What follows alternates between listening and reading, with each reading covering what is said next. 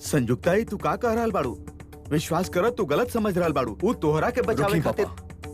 आज माँ के बोले दी, आज माँ के केहू ना रोकी, और अगर केहू रोके आयल तो हम ओकरा रोके ना देब। सो प्लीज माँ बोला। असल बात ई बा कि दीपू तोहरा के ठुकरा दे ले बा, ऐसे तो ओकरा के खत्म करके बदला लेबे चाहत रहू।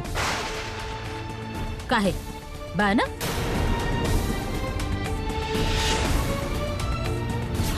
ओकरा बाद जब तहरा पता चलल कि तू ए जायदाद के मालकिन हो सकत बाड़ू, अगर ई शादी टिक गईल तब प्लान में थोड़ा चेंज गईल। सबके सामने अच्छा बने खातिर प्लान ऑफ एक्शन चेंज कर ले लू।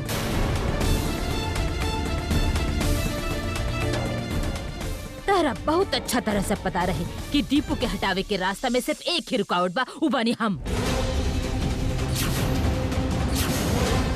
ऐसे एगो ऐसा चाल चल लू कि एक तीर में दो निशाना लग जाए, ताकि हम दीपू के और सबके नजर में कल्प्रिट बन जाए। यही से हम जौन दूध दीपू खातिर लायल रही, तू पहले से ही ओमे जहर मिला देले रहू, और आखिरी वक्त पे घर में आके तू ऐसे नाटक कैलू जैसे तू दीपू के बचावे आयल बाड़ू।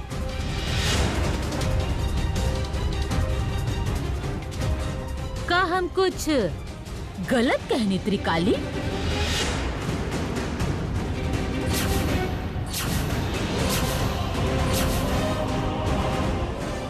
जेकर भलाई खातिर हम आँख में सिंदूर लगैला, ओकरा के मारे खातिर हम जहर लाइब।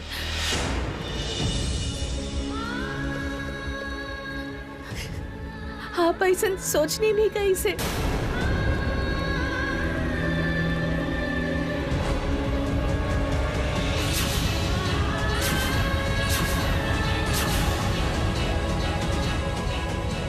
वह दीपक के रक्षा कवच है। आपन पति के बचावे में होकर मृत्यु हो जाए। ईश्वर, सब जान के भी हमके चुप रहे के होखी। ए बेकसूर लड़की के तकलीफ में देख के भी हम कुछ ना कर पाई। भगवान, ए दुविधा में काहे डाली आप हमके भगवान? शहर में ऐसे होखे लगा, यहाँ पर आपन लोग के नुकसान करे में केहू के हाथ ना कापेला।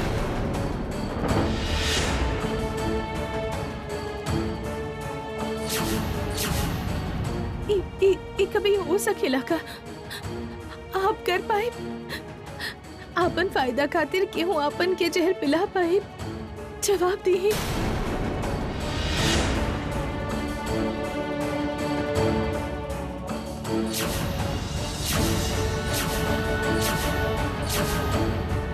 ना कर पाई कि वो ऐसा नहीं के कर सकत, तब फिर हम कैसे कर पाए?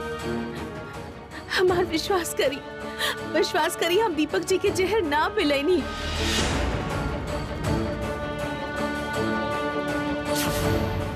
हमके पता बा कि आप तो उनकर माँ हैं, उनकर कौनो नुकसान ना होके यही से हमरा पर गुस्सा कर रहल बानी। लेकिन दीपक जी तो हमरो आपन हवे ना, तो फिर हम उनके चोट कैसे पहुंचाई?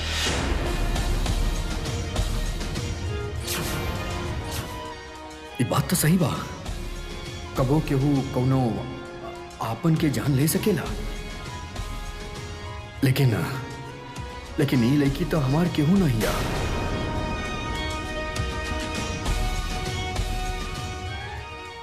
अरे दीपू के दिल पिघलल तो नहीं खिंचा रहा। ये लड़की खबरदार, आँख के आंसू से तो केहू के दिल पिघलावे की कोशिश मत कर। तहरा चलते हमार दीदी के जान जाए वाला रहे। दीपू, तू का भूल जेबे वो सब बात? तू दीदी के सांस फूले के बाद भूल जेबे? सब ये लड़की की वजह से फैल बा। कौनो तरह मौत के मुंह से लौट कायल बाड़ी दीदी, और ये लड़की के बहकल बात से हमने वो सब भूल जाई। चुप रहो तू सब। विक्की, तब से जवन लड़की के ऊपर तू इल्जाम लगा रहल बाड़ा, वो लड़की तुहार दीदी के जान बचावे खातिर भगवान के सामने माथा टेकत रहे।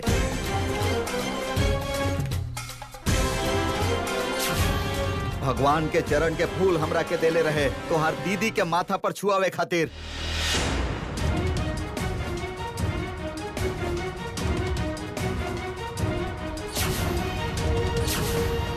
और उहे फूल छुआवे से तो हर दीदी के फिर से दूसर जिंदगी मिलल बा।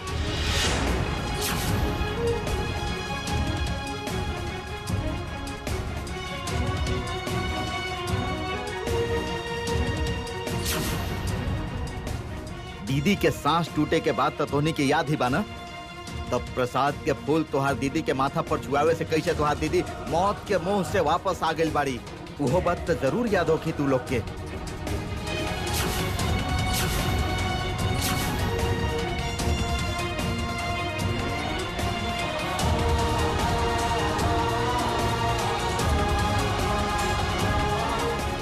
इट्स मेरा कल लाखों में एगो पेशेंट इस तरह से केस में सरवाइव कर पावे ले। भगवान आपके प्रार्थना सुन ले। का रहल बानी आप पापा? उ पूजा के फूल काली आपके देले रहली, ओकरा छोला के बाद ही हमार माँ के होश आ गई रहे और हमके वापस मिल गई।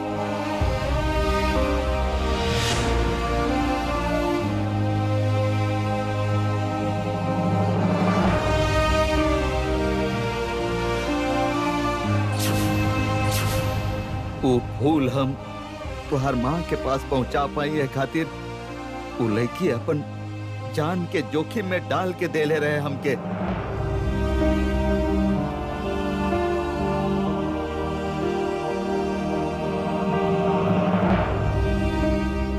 चाची, त्रिकाली,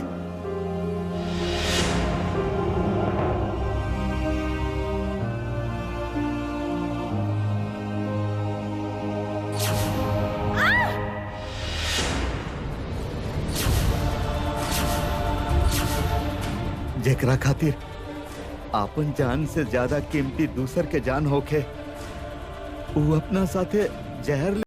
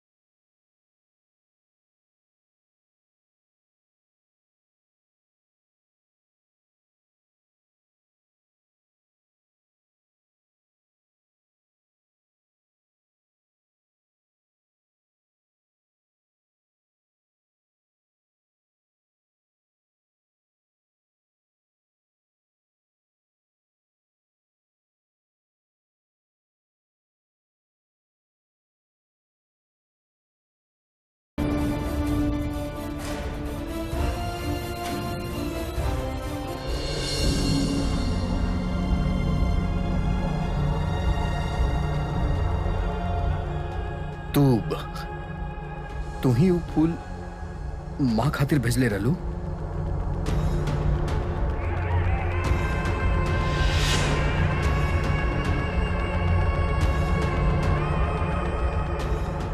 वाह त्रिकाली वाह, बहुत अच्छा पॉलिटिक्स कर ले वेली तू। खुद हमके मौत के मुंह में धकेल के खुद ही हमरा ला फूल भेज देलू अच्छा बने खातिर।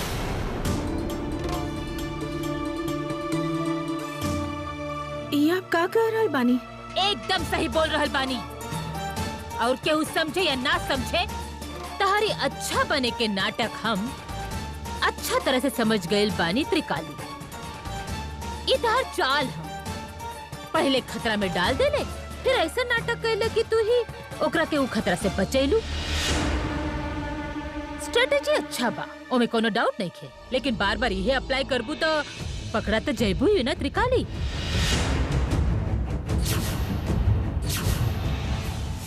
दीपू के समय भी पहले ओकर दूध में जहर मिलेलू, फिर ओकर बचावे के नाटक कैलू। हमारे समय भी बिल्कुल ऐसे ही जहरीला दूध पिए खातिर मजबूर करके फिर फूल भेज देलू।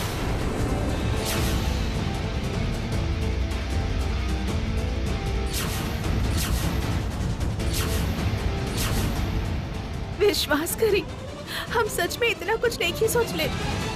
हम माँ महाकाली के सामने प्रार्थना कैले रही कि आप जल्दी ठीक हो जाएं। वही से माँ के चरण के फूल भेजने रही पिताजी के हाथ से।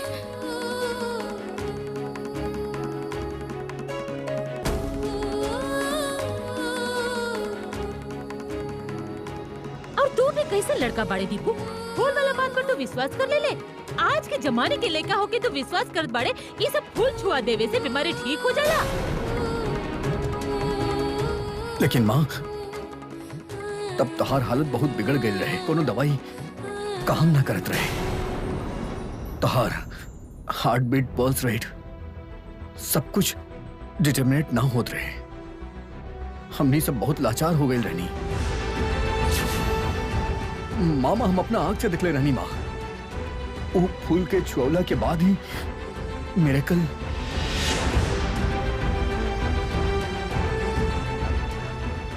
कम ऑन दीपू, बेवकूफ जैसन बात मत कर। कोनो फूल वूल के वजह से हम नहीं की ठीक भइल। हम ठीक भइल बारी डॉक्टर के चलते, सिर्फ डॉक्टर के ट्रीटमेंट के चलते।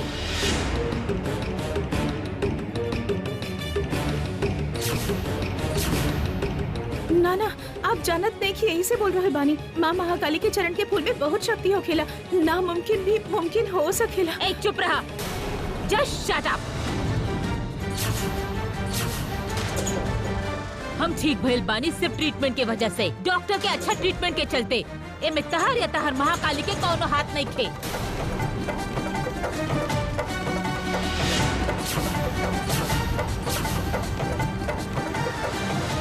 ये तू का बोल रहल बाड़ू संयुक्ता? अरे ए तरह से तू सब कुछ इनकार करबो ये अच्छा नहीं खे।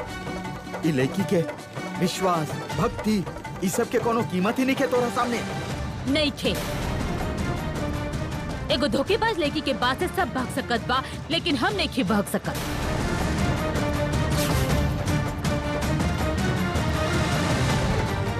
हम नहीं खी मानत ये सब फूल वूल, सब लड़की के झूठ बकवास सब।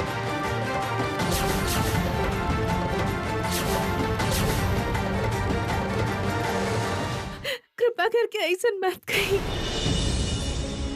आपके जे कहे कि माँ हमके कही, लेकिन माँ महाकाली के चरण के फूल के ऐसे अपमान मत करी। माँ के छोट मत करी।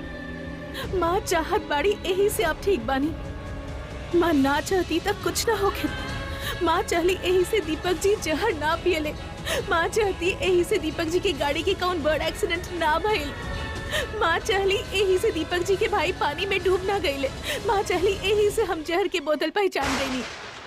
और आप लोग चाहत बानी कि जे जहर मिलैले बा उ पकड़ल जाए, यही से हम जहर की बोतल यहाँ ले आईनी।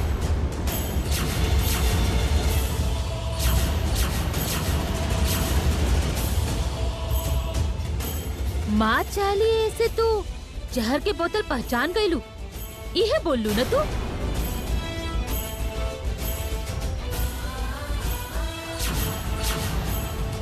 सुन ले दीपू, सुन ले तू, ये तो कलयुग के उतार दिया, भगवान के साथ बात करे ले।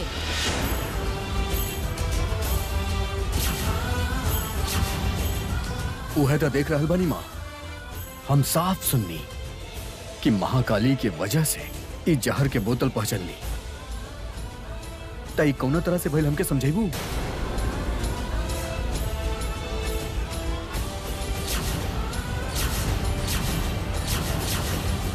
हे भगवान, ये हम का कह देनी? अब तो एक ही लेके सब सवाल करी है, तब तक का जवाब देब हम? माँ, अब हम का करी बतावत? बात बात में तब त्रिकाली सबके सच बात बता देलस। ओकरा पर जैसे सब दबाव डालत पड़न, अगर डरा के वो सच्चाई बता देलस तब तो बहुत बड़ा अनर्थ हो जाई। का भइल? अभी तक तो इतना सारा बात करत रहलू, सबके सामने आंख में आंख डाल के। अब अचानक का भइल? ई सवाल सुनला के बाद सर काहे झुकैले बाड़ू? चुप काहे बाड़ू? जवाब दा हमके बतावा। ये सच हम अभी केहू के बता नहीं की सकत दीपक जी। एमे आपके खतरा बा। रुका।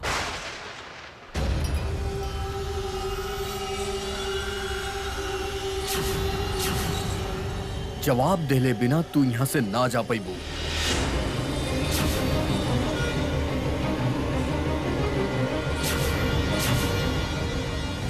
ना तोरा बहुत विश्वास बना अपन महाकाली के ऊपर, तो फिर हमरों के सुनावा उनकर गरिमा के कहानी।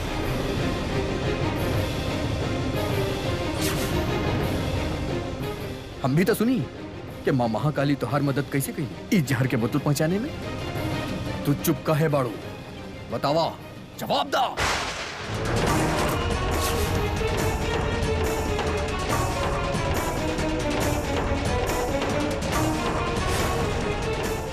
वेल डन दीदी, अच्छा चाल चल दे लो। अब यह लड़की के बात के आड़ में ऐसे फंसावे के होखी कि हमनी जे चाहत पानी ओकर मुंह से उहे बात निकले। दीपू भैया, माँ महाकाली इनकर बेस्ट फ्रेंड है। ई माँ महाकाली के सब बतावेली, सब शेयर करेली उनसे। और अगर केहू के बेस्ट फ्रेंड के लेके केहू मजाक करे तो हमनी के बुरा लगेला ना, है ना? हाँ ठीक कहलू तू। मतलब बेस्ट फ्रेंड के केहू मजाक उड़ावे तो हमने के अच्छा ना लागेला। तो हमार माँ हमार बेस्ट फ्रेंड बाड़ी रंगना। हमार माँ के केहू मजाक उड़ावे तो हम ओकरा के छोड़ब ना रंगना। और सबसे आश्चर्य के बात ई बा के अपन बेस्ट फ्रेंड के लेके केहू झूठ बोलेला का? हाँ? ना वो तो केहू ना बोलेला, और बोले के भी तो ना चाहिए ना, है ना? Right, exactly. तो हमहू मान लेत बानी कि तुहार दोस्त तुहार बेस्ट फ्रेंड बाड़ी। मतलब माँ महाकाली के गरिमा के कहानी ई झूठा ना बोली ना।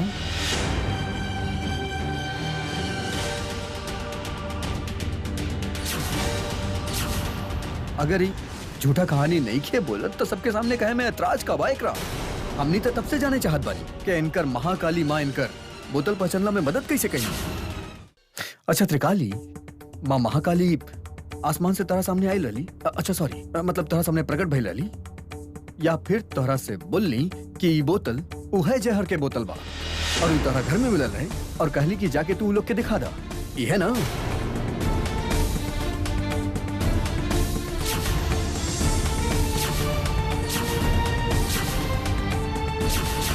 दीपू, भगवान के लेके ऐसा मजाक कर रहे बाड़े। अपन कमरा में जो इस सब में तो रह के कोनो जरूरत नहीं खे। जरूरत बाद आती। माँ देख सकत बानी कि ई बात से एकर झूठ बोलल शुरू भइल बा। अभी माँ महाकाली तक पहुंच गई बिया। अब एकर जवाब सुनले बिना हम कहूं ना चाहिए।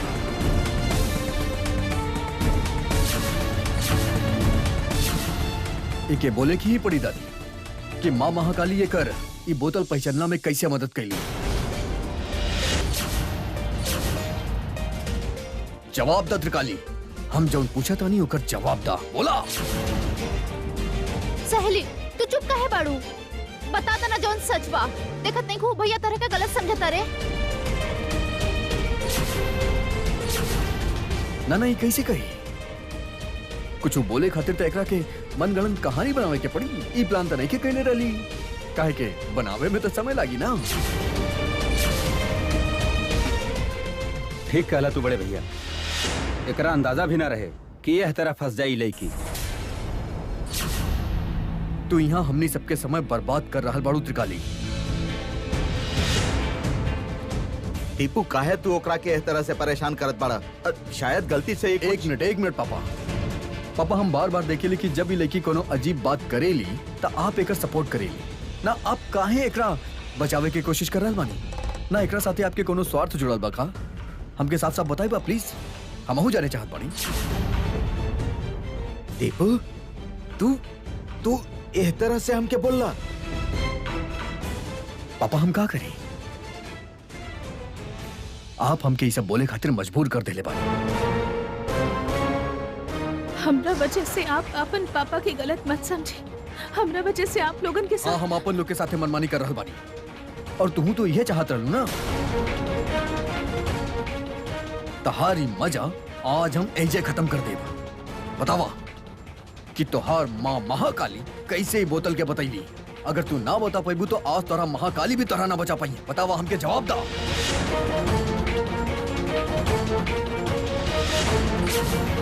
ना ना वो बात नहीं है। असल में माँ की कृपा से ही हम देख सके नहीं। Stop it! Stop this nonsense!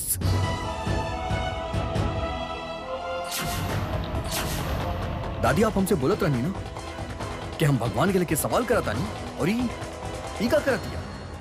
ई तो भगवान के नाम पे झूठ बोल रहल बिया। अब आप एक ही कुछ ना बोलब का?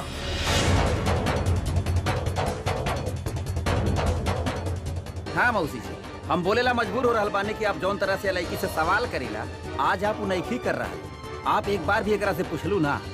दीपू तो ठीक ही बोलला सर। अब का ए लड़की के भगवान के नाम पे झूठ बोलला से एकरा कौनो सजा ना मिली का? ये घर में हम बहुत दिन से बहुत सारा झूठ सुनता रहल बानी। ये घर के मामला में तू चिंता ना ही करता ठीक रही। तो फिर के दखल दी? ये लड़की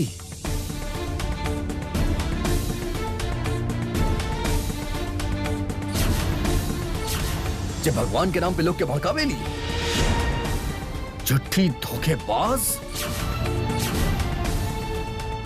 तहार नाटक हम बहुत सह लेनी। अब ना तहरा अभी घर से निकल जाए के पड़ी। आज हमके केहू ना रोक सकेला। और माँ, आज तो हमके रुके के मत बोला प्लीज।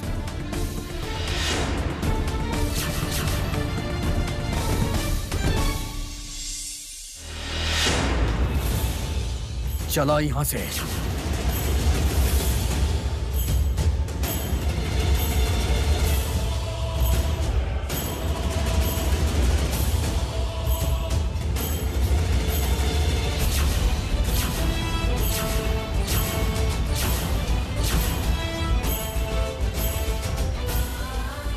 चलो चलो। ना ऐसे मत करे। रुक जा। भैया, इका तू एकरा कहाँ लेके जा रहल बड़ा? का तोहार दिमाग खराब हो गेल बा? तू एकरा साथे हिप्नोटाइजेशन बिहेव काहे करता रहा? दीपू हमारे को बात सुना बेटा, गुस्सा मत करा। माँ महाकाली के भक्त हिया, सुन ले ना कैसे गाना गा के पूजा करे ले। रंगना ठीक ही कहलक, एकर सबसे आपन है माँ महाकाली। एकर विश्वास और भक्ति से लागत बा कि जे भी हो रहल बा सब माँ के कृपा से हो रहल बा। एके घर से मत निकाला बेटा, हम विनती करत बानी, ऐसे बाहर मत निकाला।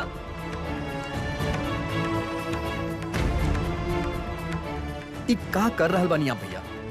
अच्छा, अगर केहू ऐसा चाहत भी तक का गलत बा में बतावा? तक का तू इनके घर से बाहर निकाल दे बा? आप लोग में से क्यों इनके कुछ बोलत कहे नहीं किया? दादी आप तक कुछ बोली, भैया के तो होश हवा सब कुछ खत्म हो गया।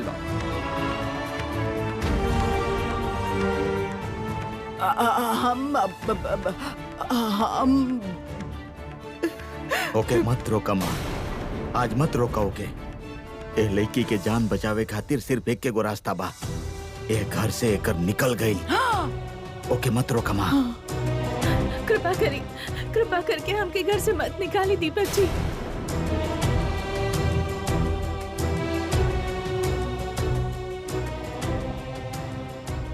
अरे दीदी, हमने के प्लान के का होखी? दीपू तो यह लड़की के बाहर निकाल दे रहल बा, ओकरा के जेल ना भेजबू का? प्लीज भैया छोड़ दिए एकरा के। दीपू छोड़ दे बेटा। भैया प्लीज सहेली के छोड़ दी ना प्लीज। हम विनती करत बानी, हमके निकाल देवे से पहले हमके एक बार दोषी के ढूंढ लेवे दी। हम अभी यहाँ से नहीं की जा सकत, हमके मत निकाली। हम तो हर कोनो बात नहीं के सुने चाहते। तारा अभी घर से निकल जाए के पड़ी। बस चला निकल जा से। चला जल्दी। हम कहाँ तानी जा चला। जाना कहाँ तानी चला। अरे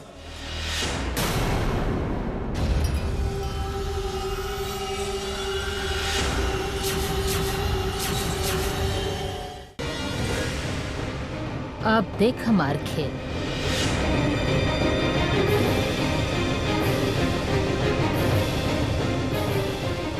ये तो का करो त्रिकाली, बोतल के फेंक दे लो।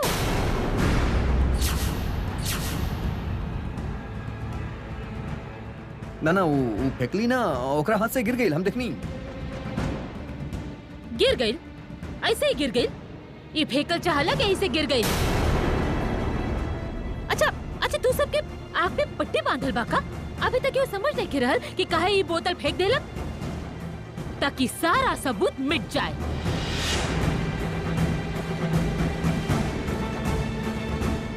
खुद ही बोतल लाके अब देख रहल बिया कि फंस गइल बानी, ऐसे सबूत के मिटा देला, ताकि कभी केहू जान ना पावे कि जहर के बोतल ओकर हो और इहे जहर मिलैले रहे।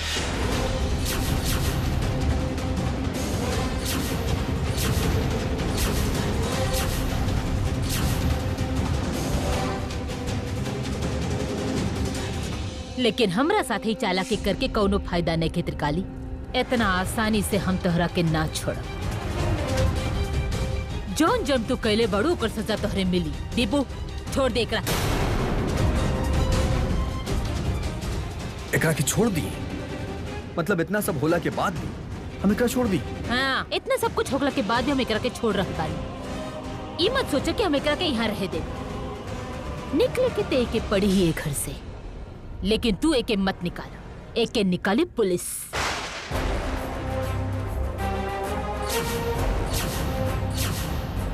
पुलिस आके इन्हें थाने ले जाई, फिर एकरा मुंह से निकलवाइए असली सच।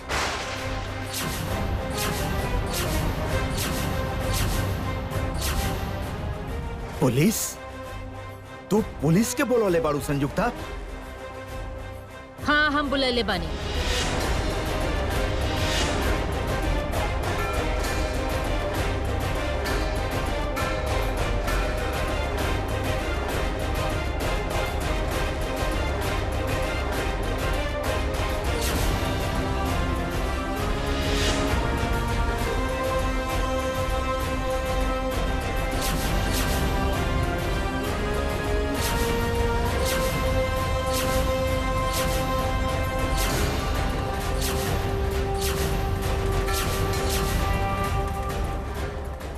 नमस्कार।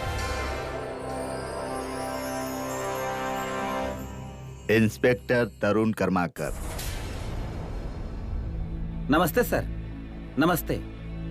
आप आई, प्लीज बैठी। मौसी जी, हम घर लौटते वक्त इनके फोन कैले रही। ठीक कहनी ना हम? ना, ठीक नहीं खा कैले। इतना हिम्मत कैसे बेल तोहनी के? हाँ, पुलिस के बुलावे से पहले हमार परमिशन ले ले रहला। हमार परमिशन के बगैर पुलिस घर में काहे आइल बा? चल जाए के बोला, ई लोग के अभी यही समय जाए के बोला। ना, ई लोग ना जाइए। ई लड़की के का प्लान बा, वो सिर्फ ई लोग ही उगलवा सकत बा। अगर ई लोग यहाँ से जाइए तो ए लड़की के साथ में लेके जाइए।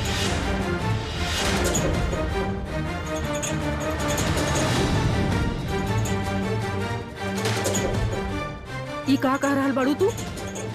काली ये घर के बहू हिया, तू घर के बहू के पुलिस के हवाले करबू? के है बहू? दीपू ओकरा के अपन पत्नी मनबे ना करेला, तो ई कैसे घर के बहू हो गई?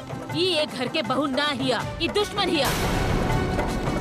ई लड़की इंस्पेक्टर, ई हमार बेटा के जहर पिलावे के कोशिश कैले रहे, लेकिन हम ही होके ना दे। प्लीज अरेस्ट हर। ना, ये सब झूठ बा पुलिस साहब। हम जहर नहीं की देले, विश्वास करी। पिताजी ये लोग के बोली ना, हमार बात पर यकीन करे। ये लोग हम जहर नहीं की देले। पिताजी लोग हमरा साथ ऐसे काहे कर रहल बाड़े? आपके तो पता बाना कि हम उनके सावधान करे आयल रहे ई घर में। हम तो सिर्फ जहर की बोतल ढूंढनी।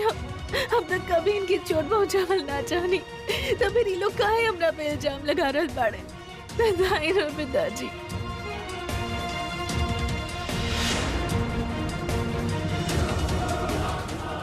तू कुछ कर तपू। ए उम्र में हमके पाप के भागीदार मत बनावा। हम जौन तरह से इतना दिन तक एकरा से गाली गलौज कैनी, ओमे भी हम पाप के भागीदार बनी। ई लड़की के घर से निकाल देने होती तो अलग बात रहे, बाकी पुलिस के हवाले कैली तब। उठा बेटी उठा, ऐसे हिम्मत मत हारा तू। हमरा यहाँ रहते तोहरा पर ऐसे इल्जाम लगे हैं ये लोग, वो कैसे होत बा हम देखत बानी।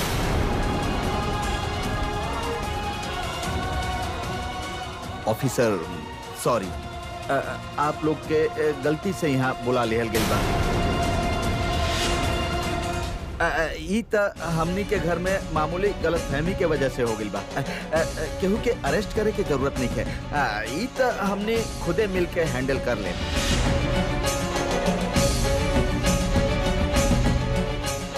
नहीं कर सकत, हमनी हैंडल नहीं कर सकत। काहे लड़की के हैंडल कैल हमनी के बस की बात नहीं थे। एकर दिमाग हमनी से भी तेज चलेला और तोहरा का दिमाग खराब हो गई बा। इतना बड़े को साजिश के इन्वेस्टिगेशन में तो पुलिस के रोक रहल बड़ा।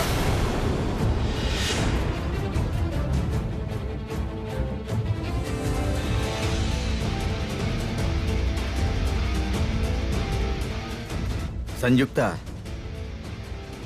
ऐसा और बहुत सारा मामला में हम पुलिस के दखल अंदाजी नहीं देवे देले, जैसे कि दीपू के गाड़ी के ब्रेक ऑयल के लीक कैले रहे।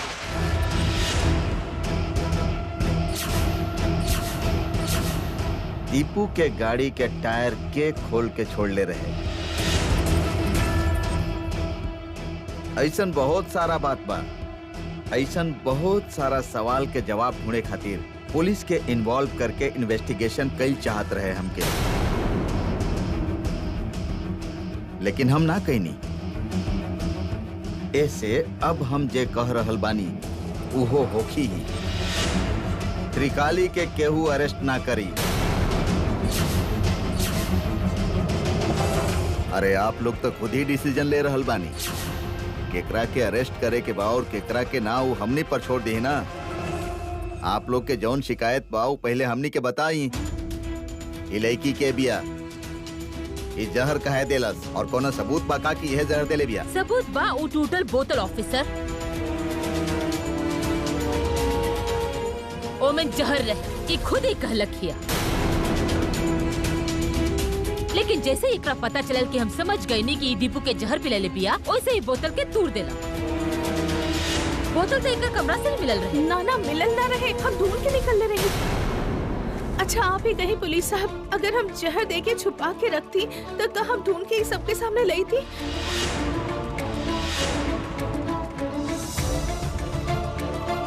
एकर बात पर बिल्कुल यकीन मत करी सर, शी इज लायर, धोखेबाज ही है। अगर इस जहर नहीं खे दिले तो एकरा कैसे पता चलल कि जहर के बोतल हो? एकरा पता कैसे चलल कि दीपक के दूध में जहर रहे? और ये बतावा एकरे घरे से काहे मिलल बोतल? ये सब सवाल के जवाब तो मिले के चाहिए का? सही कहनी ना ऑफिसर?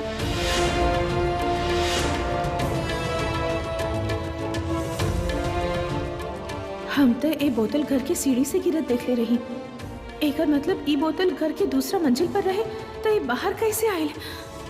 क्यों लेके आयल रहेगा? हमार घर के बोतल रहे जरूर, बाकी केहू और भी तो हमार घर में बोतल रखे आ सकत बा ना।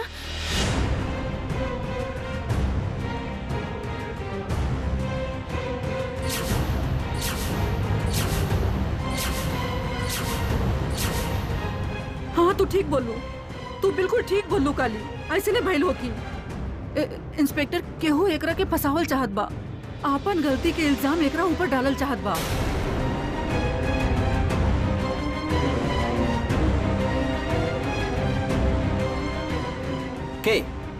के रख ले बा? केकरा के लगावल चाह रहल बानी आप? आप खुद रंगना जीजा जी, आप लोग तो घर में आवत जात रहल बानी का? बताई ना। हमनी लोग जोन ओकर घर में आवत जात रहीला, एमे से ही केहू एकर घर में जहर के बोतल रख के आइल बा। इहे बाना विकी। ऑल राइट, हम ही रख ले बानी ओकर घर में जहर के बोतल। ऑफिसर अरेस्ट करी हमके। एक का बोल रहल बानी चाची? काहे बोल रहल बानी? आप काहे इल्जाम के अपना सर पर ले रहल बानी? पुलिस तो आपके पकड़ के ले जाइए। नाना नाना हमें कबो ना होके देव। नाना कबो ना। ले जाए दना पुलिस के हमके। तू तो देखबे कहलू कि ये घर में हमरा के केहू पसंद न करेला। ऐसे हम ये घर में रही या ना रही का फर्क पड़त बा बोला? लेकिन तोहार ये घर में रहल बहुत जरूरी बा। तारा माध्यम से दीदी दीपू की रक्षा करी है। दीदी के आशीर्वाद बा तारा पर। ऐसे तारा तारा ही के पड़ी बेटी। ऑफिसर और देर मत करी, अरेस्ट करी हमके। हम ही कल्प्रिट हई, मानत बानी।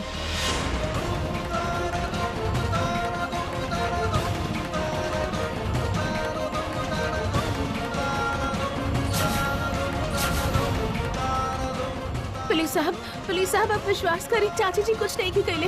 वो खुद के नुकसान कर सकत बाड़ी, बाकी दूसरन के ऐसा नहीं की कर सकत।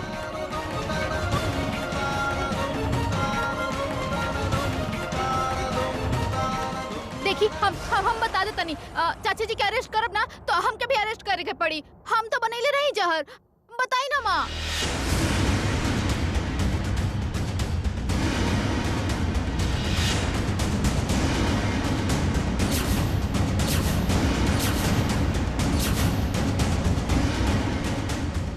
और हो अभी ये बेवकूफ के अपन मुंह खोले के रहे। माँ आप चुप काहे बानी? बोली ना उनके कि हम ही तो बनेले रही हूँ जहर। याद बा आपके? अरे हम ही तो आपके रेसिपी बतैले रही। याद बा आपके कैसे जहर बनावल जाला? हाँ प्लीज हमके अरेस्ट करें ना प्लीज अंकल। सॉरी आपके उम्र तो कम लगा था। पुलिस भैया ही बोले। हाँ पुलिस भैया हमके भी अरेस्ट कर ले ही ना। रंगना अब चुप रहा। तू का ये जहर बनैबू?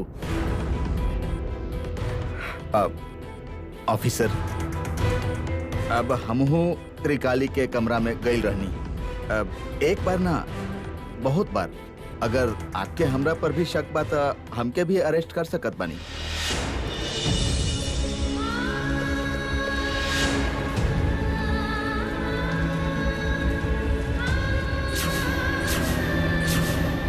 ना ना ये लोग कुछ नहीं की कैले। ये लोग तो हमारे घर में जाके कभी कोनो चीज के छूले तक ना।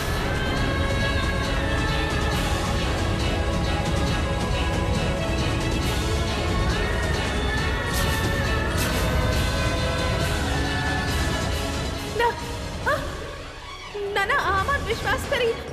हम जहर नहीं की मिलेले दूध में। विश्वास करी हमार।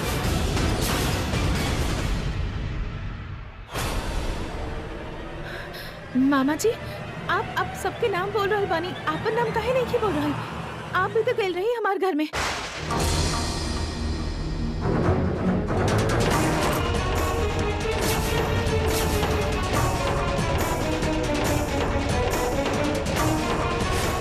जहर के बोतल ढूंढने के बहाने आप ही तो हमारे घर में सब सामान उल्टा पुल्टा कर दे रही।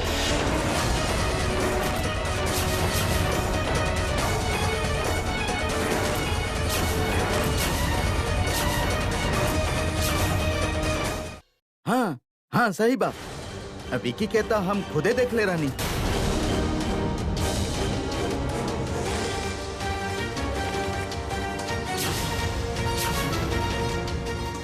अरे केस तो विकी की तरफ से जा रहल बा। ऑफिसर ये बाचे खातिर ये सब बकवास कर रहल बिया। ओकर घर में क्यों भी जा सकत बा? आप प्लीज एक अरेस्ट करी।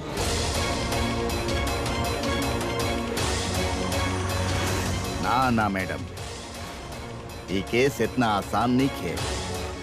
और आप लोग तो जहर देवे खातिर कंप्लेन भी नहीं की कैले। इस तरह से कुछ छानबीन कैले बिना हम केहू के अरेस्ट नहीं की कर सकत। और वैसे भी आज रात हो गई बा। रात में कोनो महिला के अरेस्ट करके थाना में ले जाए के नियम नहीं है। आप लोग पहले FIR करी, हम एक छानबीन करके देखब। ओकरा बाद जेकरा अरेस्ट कईल ठीक समझब ओकरे अरेस्ट करब।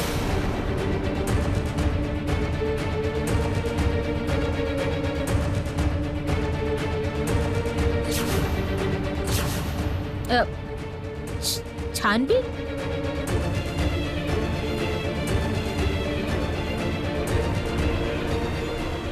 छानबीन करे से अगर इनकरा के पता चल गई तब एमे छानबीन करे के का जरूरत बा ऑफिसर? It's very clear.